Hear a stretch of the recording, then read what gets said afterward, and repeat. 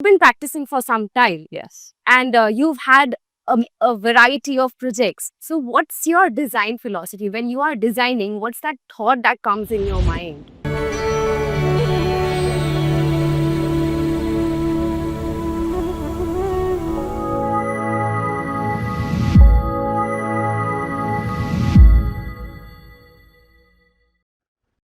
በህንድ ራጃስታን ግዛት ጃልሳይመር በተሰኘው አውራጃ ላይ ታሪክ የተባለ በሚጠራው በስፋቱ ዓለም በሚያውቀው ምድረ በዳ የምትገኝ አንዲት አነስተኛና አስደናቂ ጉስቁል መንደር ትገኛለች። ይህችው የጉስቁል ህንዳያ መኖሪያ የሆነችው ቀበሌም ካንዌይ እየተባለች ትጠራለች። በተለይ በዚህ ራጃስታን እየተባለ በሚጠራው የህንድ ግዛት ውስጥ ሳም የሚባልና በርካታ ከተለያዩ ዓለም ክፍል ከራሷም ከህንድ የሚመጡ ቱሪስቶች በስፋት የሚጎበኝ የአሸዋ ክምርን ጨምሮ እኩል ዳህራ የተተወችው መንደር እየተባለች የምትጠራ ለህንድ ቱሪስት ሀብት ሆነው ከሚያገለግሉ መካከል የሚጠቀሱ ቦታዎች እንደ ቱሪስት መስህብ ሆነው ቢያገለግሉም ጎረቤታቸው መንደሯ ግን ምንም አይነት ትኩረት ሳታገኝ ጎስቋላ ነዋሪዎቿ እንዳቀፈች ለበርካታ ዓመታት ኖራለች። መንደሯ ለምትገኝበት ራጃስታን ግዛት እንደ ዋና መዲና የምታገለግለው የጃልሳይመር ከተማ ተነስተው ወደ ምዕራብ አቅጣጫ 38 ኪሎ ሜትሮችን ያክል ከተጓዙ በኋላ በጭቃ በሳርና በከብት ኩበት የተዋቡ ጁባ እየተባሉ የሚጠሩ ባህላዊ ቤቶችን ጌጦቹ ያደረገች መንደር ናት። ይህች አስደናቂ መንደር ታዲያ በ2011 እንደ ፈረንጆቹ አቆጣጠር በተደረገ የህዝብ ቆጠራ መሰረት ወደ 1200 የሚጠጉ ሰዎች እንደሚኖሩባት ይነገራል። የመንደሯ ነዋሪዎችም አዘውትረው በሚሰሯቸው የዕደ ጥበብና የሽመና ስራዎቻቸው በእጅጉ ይታወቃሉ። ቀበሌዋ ዓለማችን ውስጥ በበረሃነታቸው ከሚታወቁት ከፍተኛ ምድረ በዳዎች መካከል አንዱ በሆነው ታር ምድረ በዳ የምትገኝ በመሆኗም በዓመት በአማካኝ 8 ኢንች ብቻ የዝናብ መጠን ታገኛለች። ዓለማችን ላይ ያሉ ከሚባሉ ምድረ በዳዎች መካከል በአንዱ ምስረታውን ያደረገችው ይህች መንደር የእንስሳት ጥበቃ ስራ ባህሉ አድርጋ ከያዘች ዘመናት ብታስቆጥርም ዓለም አቀፍ ትኩረትን ለመሳብ የበቃችው ግን ከቅርብ ዓመታት ወዲህ ነው። በተለይ በውስጧ የሚኖሩ ማህበረሰቦች ከምድረ ገጽ ለመጥፋት አንድ ሐሙስ የቀረውን ጎዶዋን እየተባለ የሚጠራውን የወፍ ዝርያ የሚገኝበትን የታላቁ የህንድ በስተር የእንስሳት ብሔራዊ ፓርክ ልዩ ጥበቃና እንክብካቤ በማድረጋቸው ልዩ ትኩረት እንዲያገኙ ምክንያት ሆኗል ተብሎ ይነገራል። በተለይም የመንደሯ ነዋሪዎችና መሪዎች የእነዚህን ወፎች መራቢያ ቦታ በመጠበቅ ረገድ ትልቅ ሚና ተጫውተዋል ይባልላቸዋል። ማህበረሰቡ የዱር እንስሳትን የመንከባከብ ጥልቅ ባህል አለውም ይባልለታል። ታዲያ ወደዚህ ብሔራዊ እንስሳት መጠበቂያ ቦታ የሚያመሩ በርካታ ሰዎች በአካባቢ የሚገኘውን የትምህርት ስርዓት በሚገባ ከተመለከቱ በኋላ በአካባቢ የሚገኙ ሴት ህጻናት ትምህርት የማግኘት ዕድላቸው አነስተኛ እንደሆነ ይገነዘባሉ።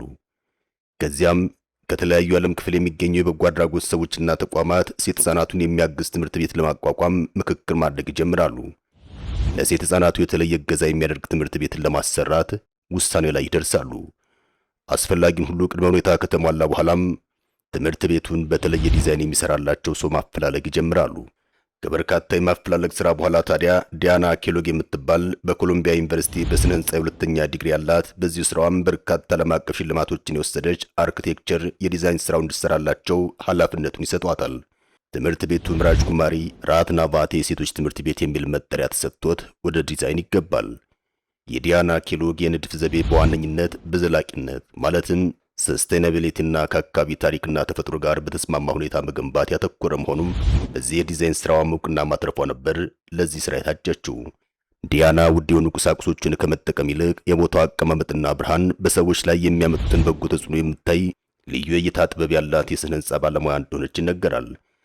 ዲያና ኬሎግ በኒውዮርክ የምትኖር ታዋቂ አርኪቴክትና የዲያና ኬሎግ አርኪቴክትስ መስራች ናት።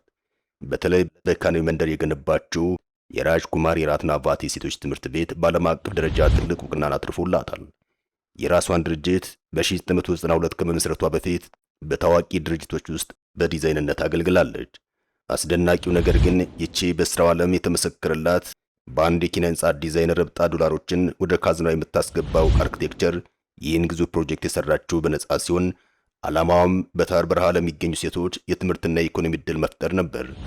የትምህርት ቤቱ ዲዛይን ሞላላ ቅርጽ ያለው ሲሆን ይህ ሞላላ ቅርጽም የሴትነት ምልክት ሆኖ ይህን ሞላላ ቅርጽ የተጠቀመችው የሴትነት ጥንካሬና ማለቂያ የሌለውን ወይም ኢንፊኒቲ ተምሳሌትን ለመግለጽ መሆኑ በአካባቢው ለሚገኙና ትምህርት ዕድል እንደ ሰማይ ለራቃቸው ሴት ህጻናት የሰጠችው ልዩ ትኩረት መሆኑ ደግሞ የተለያዩ ተቋማት እውቅናና ሽልማት እንዲሰጧት ምክንያት ሆኗል።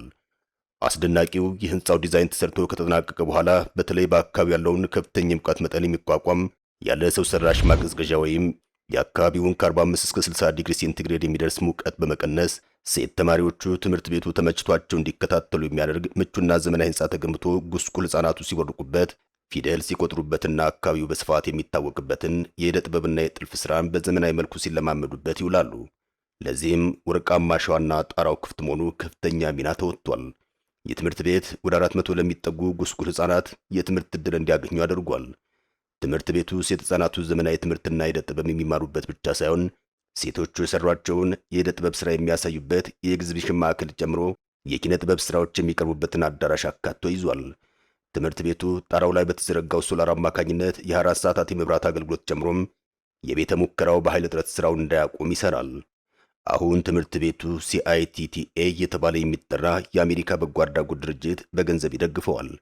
ይህ ትምህርት ቤት ታዲያ በህንዷ ራጃስታን ውስጥ የሴቶች ትምህርት ለማበረታታት ብቻ ሳይሆን ስነ ህንፃ ከተፈጥሮ ጋር እንዴት ተስማምቶ መኖር እንደሚችል ትልቅ ትምህርት የሰጠ ፕሮጀክት መሆኑን የበርካቶችን ቀልብ ስቧል።